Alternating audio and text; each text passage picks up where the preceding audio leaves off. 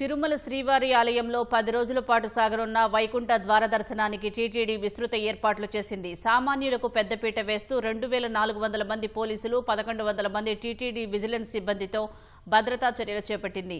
AI integrated command control ద్వారా ప్రతి 2 గంటలకోసారి రద్దీపై సమాచారం ఇచ్చేలా ప్రణాళిక చేశారు. టోకెన్లు ఉన్న వారికి 2 గంటల్లోనే దర్శన భాగ్యం కల్పిస్తామని సామాజిక మాధ్యమాల్లో వస్తున్న అవాస్తవ ప్రచారాలను నమ్మొద్దంటున్న టీటీడీ ఈవో అనిల్ కుమార్ సింఘాల్తో మా ప్రతినిధి నారాయణప్ప ముఖాముఖిని చూద్దాం. కలియుగ వైకుంఠనాథుడు తిరుమల వెంకటేశ్వర స్వామిని సాధారణ రోజుల్లో దర్శించుకోవడానికి వేల మంది భక్తులు తరలి వస్తారు. అలాంటిది అత్యంత పర్వదినమైన ఏకాదశి రోజు వైకుంఠ ద్వార దర్శనం కోసం తిరుమలకు వచ్చే భక్తుల సంఖ్య మరింత అధికంగా ఉంటుంది. ఈ ఏడాది గతంలో జరిగిన సంఘటనలను దృష్టిలో ఉంచుకొని తిరుమల తిరుపతి దేవస్థానం అత్యంత పటిష్టమైన ఏర్పాట్లు చేస్తుంది.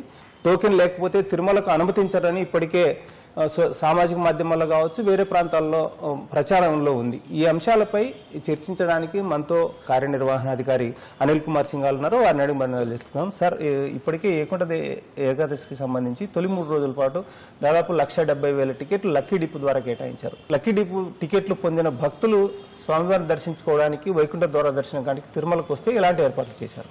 ఓం నమో వెంకటేశాయ. టీటీడీ బోర్డు వైకుంఠ ఏకాదశి పర్వదినాలు 10 రోజుల పాటు ఉత్సవాలు సెలబ్రేట్ చేసుకోవాలని నిర్ణయం తీసుకున్నప్పుడు గత సంవత్సరం అనుభవాల దృష్ట్యా ఈ సంవత్సరం టోకెన్ జారీ విధానం ఏ విధంగా ఉండాలనేది దాని మీద భక్తులు అందరితో కూడా ఫీడ్బ్యాక్ తీసుకొని కొన్ని కీలకమైన నిర్ణయాలు తీసుకోవడం జరిగింది. ఫిజికల్ టోకన్స్ బదులు ఆన్లైన్ విధానంలో టోకెన్ జారీ చేస్తే బాగుంటుందని చెప్పేసి భక్తులందరూ కూడా సలహాలు సూచనలు ఇవ్వడం జరిగింది. అయితే 10 రోజుల పాటు కూడా ఆన్లైన్ టోకెన్ విధానం ప్రవేశపెడితే గ్రామీణ ప్రాంతాల నుంచి, మారుమూల ప్రాంతాల నుంచి వచ్చినటువంటి భక్తులు వాళ్ళకి ఇబ్బంది కలుగుతున్న ఉద్దేశంతో 3 రోజులు మాత్రమే ఆన్లైన్ టోకెన్ విధానం ప్రవేశపెట్టి మిగతా 7 రోజులు సామాన్య భక్తులకి సర్వదర్శనం పద్ధతిలో దర్శనం కల్పించాలని నిర్ణయం తీసుకోవడం జరిగింది.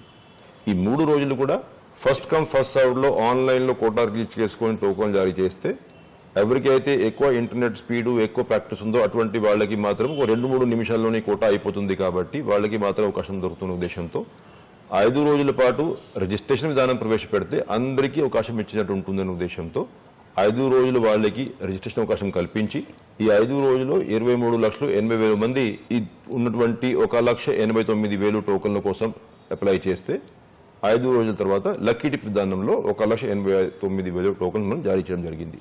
వస్తున్నటువంటి భక్తుల కోసము అన్నప్రసాదాలు ఇవన్నీ కూడా చాలా పకడ్బందీ ఏర్పాటుతో మనం ముందుకు వెళ్తా ఉన్నాం. ఇంటగ్రేటెడ్ కమాండ్ కంట్రోల్ సెంటర్లో ఎప్పటికే అప్పుడు సిచ్యువేషన్ని కూడా మానిటరింగ్ చేసుకుంటూ రియల్ టైంలో ఎంతమంది భక్తులు ఏ కంపార్ట్మెంట్లో వేచి ఉన్నారు, ఏ క్యూ లైన్లో వేచి ఉన్నారు, అవంతా కూడా మానిటరింగ్ చేసుకుంటూ ఎవరికి అయితే ఈ 3 రోజుల్లో 1,89,000 మందికి మనం టోకన్లు కేటాయించాం వారందరికీ కూడా స్వామివారి దర్శనం, అదేవిధంగా వైకుంఠ ద్వార దర్శనం ఏర్పాటు చేయడానికి అన్ని ప్రకారంగా ఏర్పాటు పూర్తయింది. అంటే సార్, ఇప్పుడు మనకు ఇప్పటి వరకు సాంప్రదాయ ప్రకారం అందరూ దర్శనానికి వచ్చేవాళ్ళు. ఇప్పుడు లక్కీ డిపో ద్వారా మనం టోకెన్లు కేటాయించాం, దర్శన టోకెన్లు. కానీ ఇంకా ఈ మారిన విధానాన్ని అర్థం చేసుకోలేకనో లేకపోతే సమాచార లోపంతోనో భక్తులు వచ్చేందుకు అవకాశం ఉంటుందన్న అభిప్రాయం ఉంది. అట్లాంటి వారిని తిరుమలకు అనుమతించరని ప్రచారం జరుగుతుంది. అది ఎంతవరకు వాస్తవం అంటారు? ఏంటి అంటే భక్తులు కూడా అర్థం చేసుకోవాల్సిన విషయం ఏంటంటే ఫస్ట్ 3 డేస్ ఆన్లైన్ విధానం ప్రవేశపెట్టాం కాబట్టి ఆ రోజు టోకెన్ లేని వాళ్ళకి దర్శనం అవకాశం ఉండదు. మిగతా రోజు దర్శనం అవకాశం ఉంటుంది. అయితే దీనికోసం కూడా భక్తులకి ఫెసిలిటీ కల్పించాలనే ఉద్దేశంతో ఏంటంటే రియల్ టైం అప్డేట్స్, అంటే ఏ సమయంలో ఎంతమంది భక్తులు సర్వదర్శనం కోసం కంపార్ట్మెంట్స్లో క్యూ లైన్స్లో వేచి ఉన్నారు, సర్వదర్శనానికి ఎన్ని గంటల సమయం పడుతూ ఉంది, అది electronic media, print media, social media, SVBC, WhatsApp groups, app ద్వారా తెలియజేసుకున్నప్పుడు అంటే భక్తులకి ప్లానింగ్లో అంటే ట్రావెల్ ఏ రోజు వాళ్ళు ఈవెన్ ఇన్ దిస్ 7 days కూడా ఎప్పుడు వస్తే బాగుంటుంది అనేది తెలియచేయడానికి, ప్లానింగ్ చేసుకోవడానికి ఈ రియల్ టైం అప్డేట్స్ చాలా ఉపయోగపడతాయి. ఆ భక్తులు అందరూ కూడా ఈ రియల్ టైం అప్డేట్స్ని గమనించి వాళ్ళ ట్రావెల్ అంతా కూడా ప్లాన్ చేసుకున్నట్లయితే ఇబ్బంది లేకుండా స్వామిని దర్శించుకునే అవకాశం ఉంటుంది. ఆ 182 గంటల్లో కూడా 164 గంటలు సామాన్య భక్తులకి కేటాయించడం జరిగింది. కమ్యూనికేషన్ క్లారిటీ ఉంటే ఎవరు ఏ సమయంలో రావాలి, ఎప్పుడు రావాలి, ఏ రోజు రావాలి, దానికోసం టీటీడీ అప్డేట్స్ ఇవ్వడము, భక్తులందరూ కూడా ఈ అప్డేట్స్ దృష్టిలో పెట్టుకుని ప్లాన్ చేసుకున్నట్లయితే ఎవరికి ఇబ్బంది ఉండదు నేను భావిస్తాను. అంటే సరే, ఈ 7 రోజుల్లో కూడా టోకెన్ లేని భక్తులు అందరినీ వైకుంఠం క్యూ కాంప్లెక్స్లోకి అనుమతించి దర్శనానికి అనుమతిస్తున్నారు కదా. ఆ సమయంలో ఇప్పుడు మనకు చలికాలం బాగా ఉష్ణోగ్రతలు తగ్గిపోయి లో టెంపరేచర్ ఉన్న పరిస్థితి తిరుమలలో. సో క్యూ లైన్లు ఎక్కువ పెరిగిపోయి బయటకు వచ్చేందుకు అవకాశం ఉంది. మనకు రెండు కంపార్ట్మెంట్లు వైకుంఠం 1, 2 రెండు ఉపయోగించుకుంటే మహా అంటే ఒక 35,000 మందికి మించే అవకాశం ఉంది. మిగిలిన వాళ్ళందరూ వస్తే వాళ్ళందరినీ అకామిడేట్ చేయడానికి ఏమైనా ఏర్పాట్లు చేస్తున్నామా? జర్మన్ షెడ్లు కానీ లేకపోతే వాళ్ళకు ఈ చలి నుంచి రక్షణ కల్పించేందుకు ఏర్పాట్లు కానీ ఏమైనా ఉన్నాయంటారా? జర్మన్ షెడ్స్ అంటే ఎప్పుడైతే మనము 2 రోజులు వైకుంఠ ఏకాదశి ద్వార దర్శనం ఇవన్నీ కూడా చేయదలుచుకున్నాము, అప్పుడు లిమిటెడ్ క్రౌడ్ ఉన్నారు కాబట్టి ఇటువంటి సాధ్యం. 10 రోజుల పాటు దర్శనం చేసుకున్నప్పుడు క్యూ లైన్ ఎక్కడికి బయట పోయినా కూడా చాలా ఎక్కువ మంది భక్తులు వెయిట్ చేయాల్సిన పరిస్థితి ఉంటుంది. మనం SSD టోకన్స్ కూడా రద్దు చేసేసాం.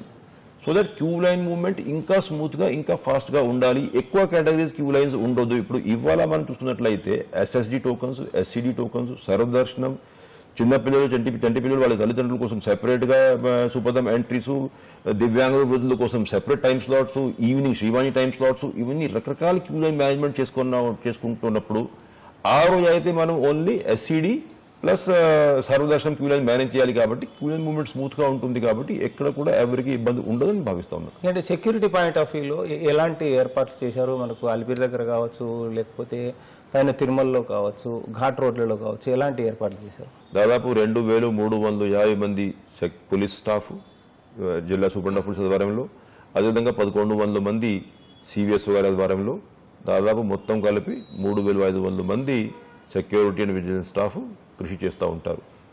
ఇంటగ్రేటెడ్ కమాండ్ కంట్రోల్ సెంటర్లో మనం రియల్ టైం ఫీడ్ను డేటా అనలిటిక్స్ ద్వారా అనలైజ్ చేసుకుంటూ ఎప్పటికప్పుడు సిచ్యువేషన్ని సమీక్షించడానికి adequate deployment of man power జరిగింది.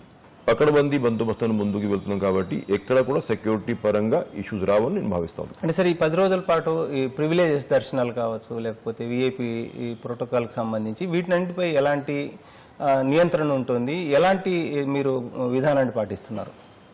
భక్తులు అందరికీ విజ్ఞప్తి చేశాం, VIP అందరికీ విజ్ఞప్తి చేశాం.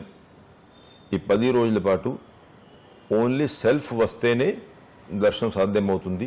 రెఫరల్ లెటర్స్ ఎవరు కూడా ఈ 10 రోజుల పాటు దయచేసి రికమెండ్ చేయవద్దని చెప్పేసి అందరినీ రిక్వెస్ట్ చేయడం జరిగింది.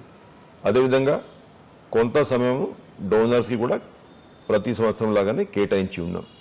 స్పెషల్ కేటగిరీస్ అయితే ఉంటాయో దివ్యాంగుల కోసము, వృద్ధుల కోసము ఈ 10 రోజులు సాధ్యం కాదు, మీరు దయచేసి వైకుంఠ ఏకాదశి ముందు కానీ 8 జనవరి తర్వాత కానీ వస్తే బాగుంటుందని చెప్పేసి వాళ్ళని కూడా రిక్వెస్ట్ చేశాను.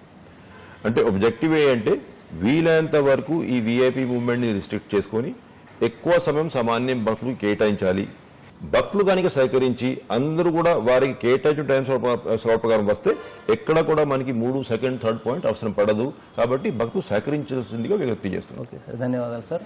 3 రోజుల పాటు టోకెన్లు ఏకాదశి, ద్వాదశి, జనవరి 1వ తారీఖున ఈ 3 రోజుల పాటు టోకెన్లు ఉన్న భక్తులు మాత్రమే తిరుమలకు వచ్చి దర్శనం చేసుకుంటే ఎలాంటి ఇబ్బందులు ఉన్నాయో వీటిపై పూర్తి స్థాయిలో అవగాహన ఉండి తిరుమలకు సంబంధించిన రద్దీని ఎప్పటికప్పుడు సమాచారాన్ని తెలుసుకుంటూ అందుకు అనుగుణంగా భక్తులు తమ తిరుమల పర్యటనను ఏర్పాటు చేసుకోవాలన్న అభిప్రాయం వ్యక్తం చేస్తున్నారు. కెమెరామెన్ భాస్కర్తో వి నారాయణప్ప, ఈటీవీ న్యూస్, తిరుపతి నుంచి.